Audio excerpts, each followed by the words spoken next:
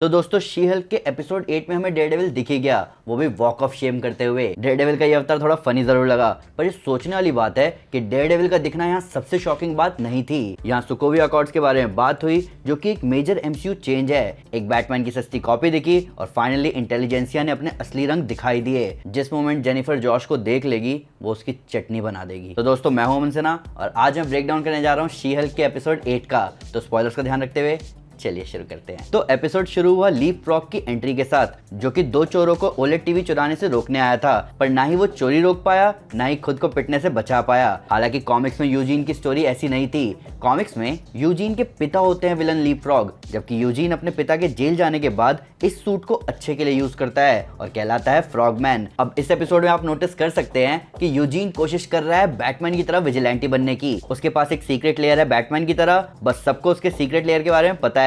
उसके पास पैसे हैं अपने सुपर हीरो लाइफ जीने के लिए, पर उसने उससे बुरे लोगों की गैंग बनाई है। उसके पास बैट सिग्नल की तरफ फ्रॉग सिग्नल तक है और उसके पास पेड सुपर सूट है, जिसमें उसने जेट फ्यूल यूज करके सूट को और खुद को नुकसान पहुंचा लिया। और यहाँ पूरा लॉ सूट सूट का ही था। अब लॉ सूट में सूट मैन्युफैक्चरर जेकबसन को डिफेंड करने आता है हेल्स किचन का डेविल। अब मैट मुर्डॉक यहाँ बात करता है सोकोविया अकॉर्ड्स की, जो कि इन्फिनिटी वॉर के इवेंट से पहले सुपर हीरोज को गवर्नमेंट के अंडर काम करने को कह रही थी। इन सब के ऊपर सुपर हीरोज को अपनी आइडेंटिटी भी रिवील करनी होती। कि हमें आज इस एपिसोड में पता चला कि सोकोविया अकॉर्ड्स रद्द कर दिया गया है। तो ये बहुत सीरियस रिवील है, जिसे मार्वल ने रिवील किया उस एपिसोड में, जिसका नाम है रिबिट एंड रिपिट। हालांकि इस बात का बहुत सेंस बनता है, क्योंकि फिर कैप्टन अमेरिका और गैंग इन्फिनिटी वॉर के बाद कैसे ऑपरेट कर रहे थे। इन सब के ऊपर इसीलिए फेज 4 में दिखने वाले सारे सुपर हीरोज पर कोई एक्शन अभी तक नहीं हुआ, क्योंकि कोई अकॉर्ड्स है ही नहीं। हालांकि खुद से सुपर हीरो बनने पर कोई लॉ तो होना ही चाहिए, क्योंकि ऐसे में लीप फ्रॉग जैसे लोग खुद को या दूसरों को नुकसान पहुंचा सकते हैं। शायद यही कहानी है कॉमिक के सिविल वॉर की। हमें मैट मुर्डॉक कोर्ट रूम में और बाहर दोनों जगह एक्शन में दिखा,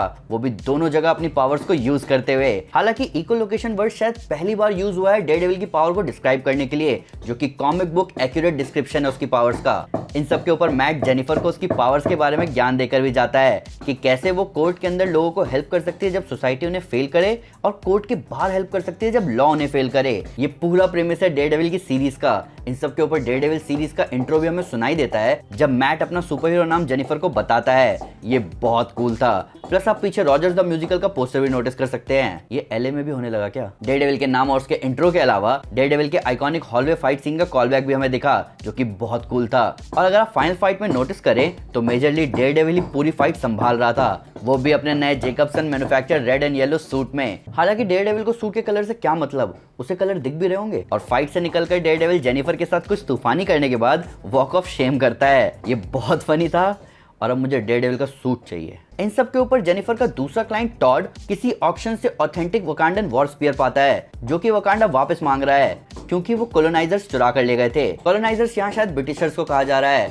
पर वकांडा तो हाल फिलहाल ही लोगों की नजरों में आया है, तो ब्रिटिशर्स उनको इन्वेड कब कर गए? हालांकि हम जानते हैं कि एमसीयू में वाइब्रेनियम ऑब्जेक्ट्स बहुत टाइम से घूम रहे हैं। जैसे कैप्टन अमेरिका की शील्ड लास्ट वाइब्रेनियम शील्ड थी वकांडा की डिस्कवरी से पहले, तो ऐसा हो सकता है कि ये स्पीयर सिर्फ एक मिसप्लेस्ड ऑब्जेक्ट हो, पर तब भी 1 मिलियन वकांडन वाइब्रेनियम स्पीयर के लिए बहुत कम है। हालांकि इस टॉड पर मुझे शक हो रहा है, क्योंकि इसने पहले भी शी हल्क की स्किन में इंटरेस्ट दिखाया था और ये भी पूछा था कि क्या वाइब्रेनियम उसको हार्म पहुंचा सकता है, और अब वाइब्रेनियम स्पीयर उसके पास है। कहीं ये इंटेलिजेंसिया को तो बिलोंग नहीं करता। इन सब के ऊपर जब इंटेलिजेंसिया की बात हो ही रही है, तो इंटेलिजेंसिया की चिल्लड़ गैंग ने अपने रंग दिखाई दिए, वो भी तब जब जेनिफर को अवार्ड मिल रहा था। प्लस हमें इस एपिसोड में पता चला कि कमीने जॉश ने सिर्फ जेनिफर की फोटो ही नहीं ली है, और इस वजह से जेनिफर खुद पर से कंट्रोल खो चुकी है। अब यही बात ब्रूस कर रहा था पहले एपिसोड में कि जेनिफर को अपने गुस्से पर से कंट्रोल नहीं खोना, क्योंकि अगर वो ऐसा करती है तो वो अपने शी हल्क फॉर्म पर से भी कंट्रोल खो सकती है। जबकि जेनिफर उस टाइम इस बात को इग्नोर कर चुकी है, पर उसके सामने मोमेंट आ ही गया जहां लोगों ने उसके मॉन्स्टर वाले गुस्से को देख ही लिया है। इन सब के ऊपर यहाँ इंटेलिजेंसिया के लोग थे,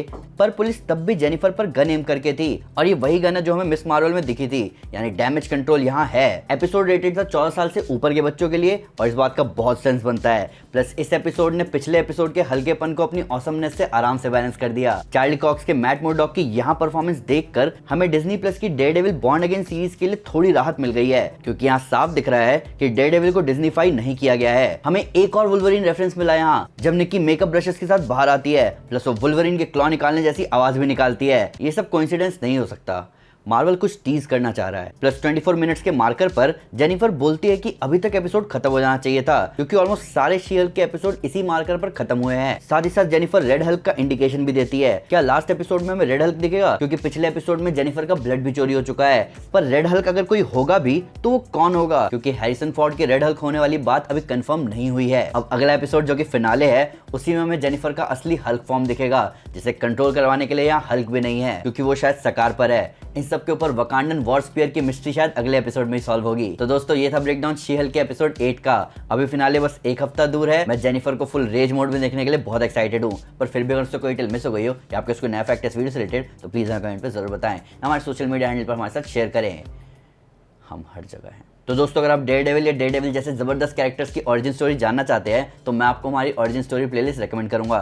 साथ ही साथ अगर आपको वीडियो पसंद आए तो इस वीडियो को लाइक और शेयर जरूर करें, और ऐसे कई सारे सुपर कंटेंट के लिए हमारे चैनल को सब्सक्राइब करना ना भूलें। Thank you guys, this is Aman Sinha and you are super super. Piece.